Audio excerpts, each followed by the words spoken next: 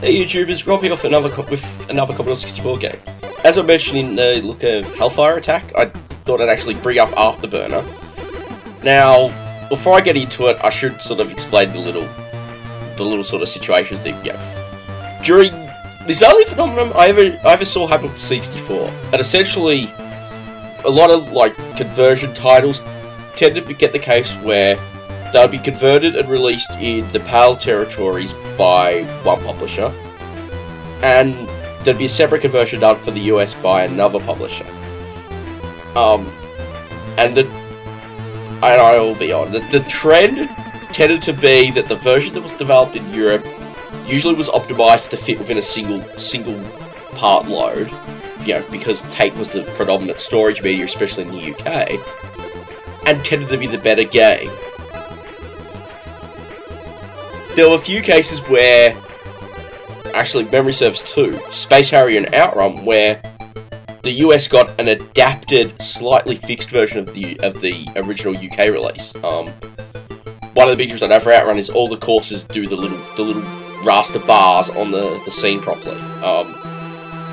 And I think Space Harrier did the same thing, where Space Harrier was all just flat background colours. Little minor improvements. Afterburner is the odd one out. As the US version, which I will also show, is actually the big improvement. But this is the UK release. It was developed by Dalali Software, I've never heard of. Published by Activision, of course. So let's dive in. So first thing you can sort of see is you've got a fairly small play area. Controls are pretty responsive though. Joyport 2 to move around. Fire to fire missiles when you get the lock-on indicator. Missiles tend to be character mode here, so there's a lot more of them. Space.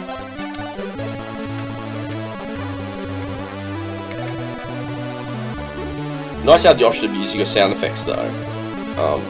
Well, it's an alright cover of the arcade game music.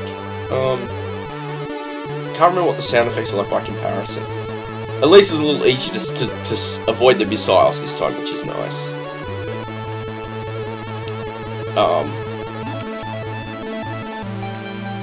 And even though, you know, by this stage, and being a conversion of a fairly powerful arcade cabinet, I don't remember the multi-loading being too bad.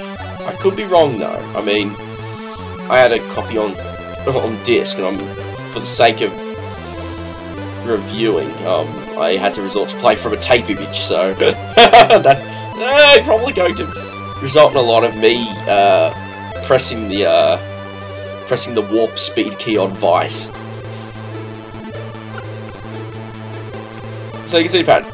Now we've completed the stage.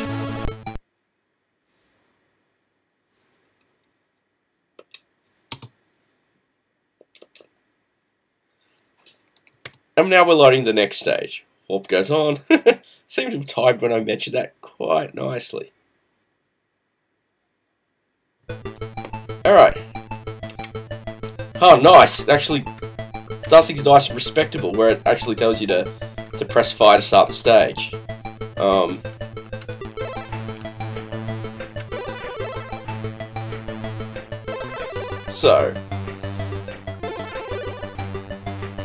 So let's do a quick UI run through. Top of the screen, you've got those top left and top right corner are little alert indicators when you've got targets coming from behind. You'd have just seen this missile here now. It's actually nice. You know, it's not directly in your line of sight. Oh! Then of course at the top you got score, hits, which is the number of enemies you've taken out, and your stage. Then at the bottom you've got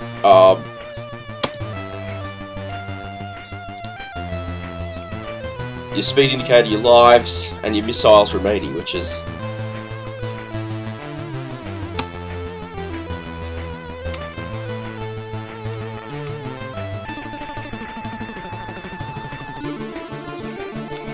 now. Damn it!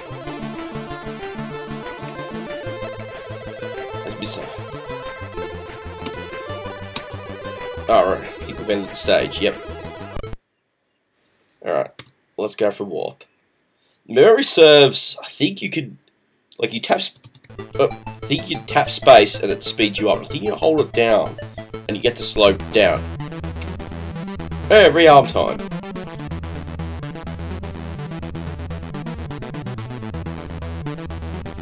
Oh, as one thing I'll note is this version.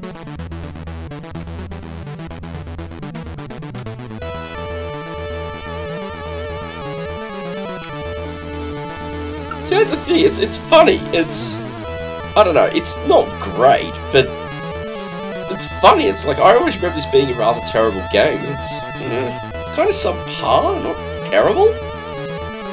Am I being too lenient? I'm not sure. I mean, if you told me this is all I could play, it'd be like, I could begrudgingly tolerate it. I mean, I feel that, you know, I mean, the music's okay, the graphics are okay, the frame rate is kind of okay.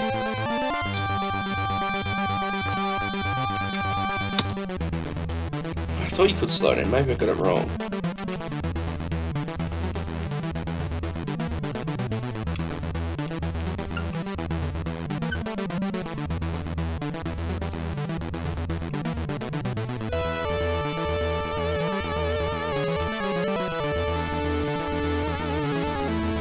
I mean, it's not a total disaster, but it's not great. I mean, if you could play this on anything else, I would say do so, because you'll get a much better experience.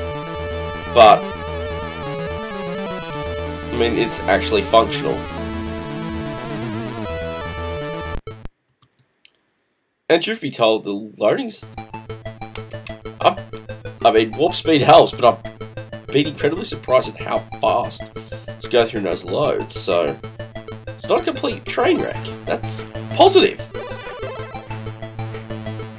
Although I have to admit, it's a little tricky to get the barrel roll going though.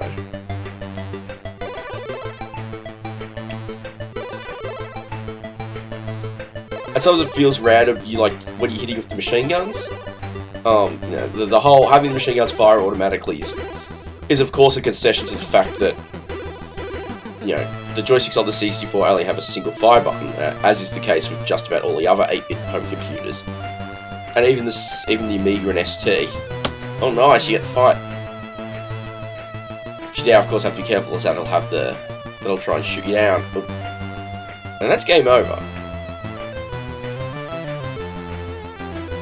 Rewind tape, push play. Ah, okay.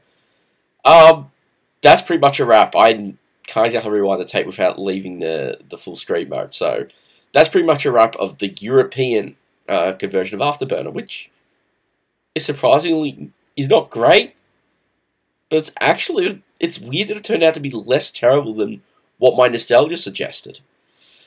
Maybe there is something for you know, cracked games being worse, sometimes worse than playing original dumps. I don't know. That's something that I have to ponder. Anyway, I hope you enjoyed this. I look forward to bringing you some more games soon. Thanks.